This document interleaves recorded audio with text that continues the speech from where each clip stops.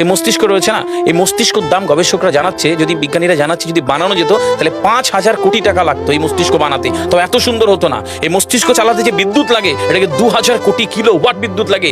একটা মস্তিষ্ক পুরো বাংলাদেশ চলে যাবে, আর কিছু বিদ্যুৎ বাইরের দেশে বিক্রি করে এই দেশ টাকা রোজগার করতে পারে। এই আপনি চিন্তা করেন যে শিরোপশিরাগুলো, একটা তারের হেডফোনকে পকেটে দেবেন আর বের করবেন, দেখবেন ছাড়াতে হচ্ছে, জুড়িয়ে জানা এই পুরো শরীরের মধ্যে এরকম জড়ানো পেছনে যত শিরা আছে না, এই শিরাগুলোকে বলা হয় খুলে খুলে রাখা হলে 11 একর জমি লাগতো, 11 একর জমি লাগতো। কেন ইমাজিন আমাদের মধ্যে কি রয়েছে, পুরো শরীরে 650টা মাংসপেশি রয়েছে, যা ইনস্ট্রাকশন দেবেন তাই করবে।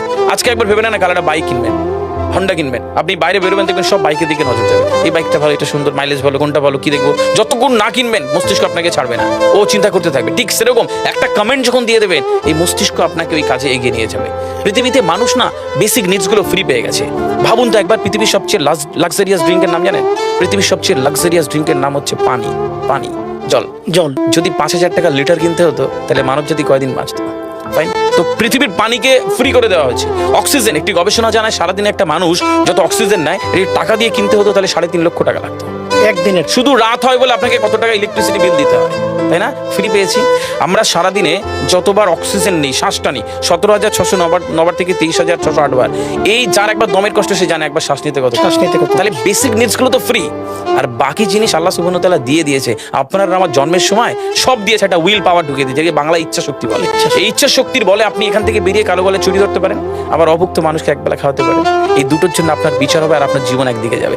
বুঝতে পারে, ফিল করতে কেন দেওয়া হয়েছে। আমরা বেশিরভাগ মানুষ দেখবেন নামাজে দাঁড়ানোর সময় চিকন একটা ঘেমো গন্ধওয়ালা পোশাক করে নামাজে দাঁড়ায়, বিয়ে বাড়ি যাচ্ছি হেভি ফিটফাট করে। কখনো এটা ভেবে নামাজে দাঁড়ায়নি যে আল্লাহ সুবহানাহু ওয়া তাআলার সামনে দাঁড়াচ্ছি, যিনি আমাকে সৃষ্টি করেছেন, আমার রবের সামনে দাঁড়াচ্ছি। এই ফিলটা হয় না।